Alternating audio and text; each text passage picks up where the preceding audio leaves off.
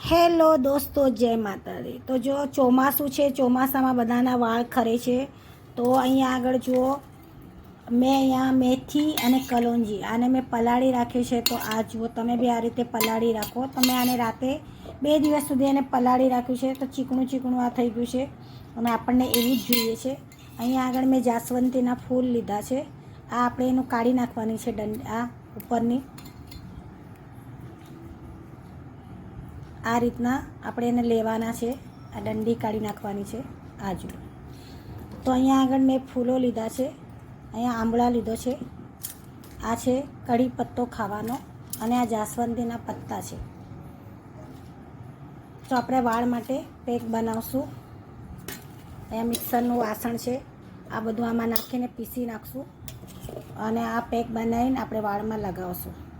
તો આપણી આ પેસ્ટ તૈયાર છે। આ પીસી લીધું છે। હવે આપણે આને કાઢવાનું છે। નહીં કાઢો તો બી ચાલશે, બાઉલમાં એકદમ જાડું બનાવવાનું છે આને, કારણ કે આપણા વાળમાં નીતરે એટલે આને જાડું જાડું પીસવાનું છે। પીસી લીધું છે, હવે આપણે એને માથામાં લગાવશું। હેલો દોસ્તો, જય માતાજી। તો આપણે જોયું કે ચોમાસામાં આપણે એક મસ્ત પેસ્ટ બનાવીએ અને આપણા વાળ બહુ ઉતરતા હોય છે, વાળમાં ખુજલી આવતી હોય છે અને ચોમાસામાં ખરેખર વાળનો બહુ ત્રાસ હોય છે। તો આપણે આ પેસ્ટ બનાવી છે। હવે હું તમને બતાવીશ કે આપણે વાળમાં આને લગાવશું અને વાળમાં આપણે રાખશું। તો જાસ્વંતીના પત્તા અને જાસ્વંતીના ફૂલ બહુ જ વાળ માટે સરસ હોય છે, કારણ કે જાસ્વંતીનું તેલ બી બહુ સરસ આવે છે। પણ એના કરતાં આપણે આવી રીતે પેક બનાવીએ અઠવાડિયામાં, એટલી સરસ સુગંધ આવે છે આની કે અઠવાડિયામાં આપણે આને 2 વાર લગાવશું।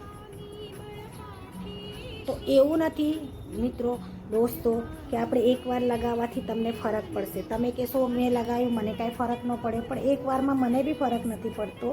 એને કન્ટિન્યુ રાખવું પડે કે જ્યાં સુધી આપણા વાળ ઉતરતા બંધ ના થાય ત્યાં સુધી આપણે આને વાળમાં લગાવવાનું છે। જુઓ, મેથી વાળ માટે બહુ સરસ છે, કલોંજી વાળ માટે બહુ સરસ છે, કારણ કે એ કાંદાના બી હોય છે।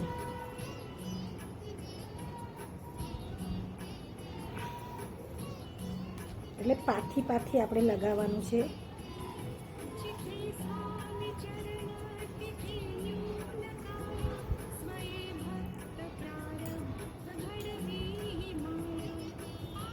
અને આમળા ખાવા માટે બી સારા હોય છે અને આમળાનો પાવડર તમે લઈ આવો, સરસ આમળાનો પાવડર દુકાનમાંથી, આયુર્વેદિકના દુકાનમાં મળે છે, લઈ આવો અને એને 1 ચમચી રોજ તમારે આમળાનો પાવડરની ફાંકી મારવાની છે।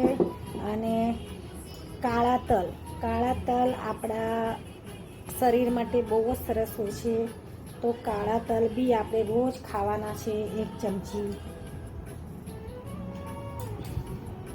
અને આમળાનો રસ આપણે મળે જ છે હમણાં, તો આમળાનો રસ બી આપણે, તમને ફાંકી ન ફાવતું હોય તો તમે આમળાનો રસ રોજ પીઓ। હું આમળાનો પાવડર લાવી છું, તો હું આમળાનો પાવડરને રોજ હવે ચાલુ કરવાની છું ચોમાસામાં, કારણ કે આપણા વાળ માટે આમળાનો પાવડર બહુ જ ઉપયોગી હોય છે। તો જુઓ, આ રીતે આપણે વાળમાં એકદમ સરસ પાથી લગાવવાનું છે।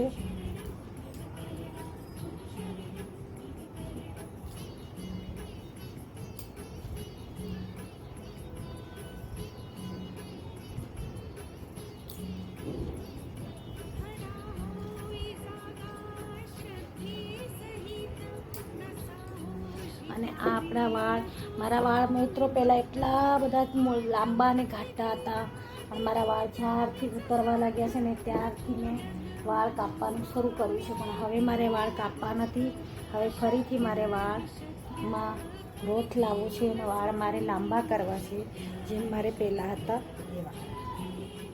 તો જુઓ મિત્રો, આ રીતે મેં કર્યું છે। હવે આપણે એને રાખશું, હું તો અડધો કલાક રાખીશ અને જોઈશ, પછી આપણે ધોશું। જય માતાજી। હેલો દોસ્તો, તો જુઓ, મેં 1 કલાક સુધી વાળમાં લગાવી હતી પેસ્ટ, અને મારા વાળ જુઓ તમારા સામે જ, હજુ હું નાહીને આવી છું અને મારા વાળમાં જુઓ સોફ્ટ સોફ્ટ આવે છે. અને મારા વાળ જુઓ, આ જુઓ, એક જ વાળ નીકળ્યો છે. તો મારા આટલા બધા વાળ નીકળતા હતા, ગુચ્છાના ગુચ્છા વાળ નીકળતા હતા, પણ તમારા સામે હજુ ભીના છે. એકાદ વાળ નીકળશે, કારણ કે મેં આ પહેલી વાર લગાવ્યું છે એટલા માટે. હવે હું ચોમાસામાં વાળ ખરે છે, તો હું ચોમાસામાં, આખા ચોમાસામાં નહીં, પણ હવે આ મારો ફેવરેટ મારો ફેવરેટ હેર પેક થઈ ગયો છે. તો હું આને, ભલે મને અઠવાડિયામાં 2 વાર નહીં મળે ટાઈમ તો ચાલશે, પણ હું મહિનામાં 1 વાર યા 2 વાર તો હું આને લગાવીશ. કારણ કે આમળા મળતા નથી હમણાં, આમળાની સિઝન નથી, તો હું આમળા પાવડર નાખીને પણ લગાવીશ. તો આ જુઓ વાળ મારા, આ જુઓ. એ તો ખરેખર મારા વાળ આટલા બધા નીકળતા તો હું બહુ ટેન્શનમાં આવી ગઈ હતી કે મારા વાળ ખરેખર ઉતરે છે ને ખરે છે. શેમ્પૂની બી જરૂર નથી, કારણ કે મેં શેમ્પૂ નથી લગાવ્યું.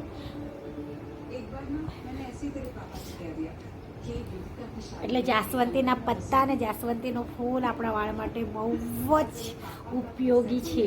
તો તમારા આસપાસ અગર ઝાડ હશે ને, તો એના પત્તા તોડીને લઈ આવો, ધોઈ નાખો, અને એ પત્તા પણ હેરપેકની જેમ લગાવશો તો બી ચાલશે.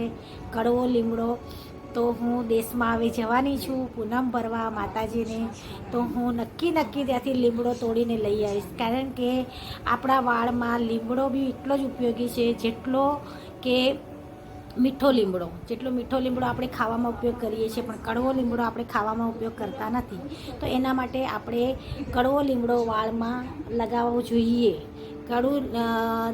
લીંબડી પણ મળે છે, જે લીંબડી આવે છે એ પીળી, એ બી મળે છે, તો એ વેચાતી મળે છે. પણ આપણી પાસે અગર લીમડાનું ઝાડ હોય અને મળતું હોય ફ્રીમાં, તો આપણે એનો ઉપયોગ કેમ ન કરીએ વાળ માટે? તો આપણા વાળ ખરતા અટકાવીએ, વાળમાં ડેન્ડ્રફ ન થાય, વાળમાં ખંજવાળ ન આવે.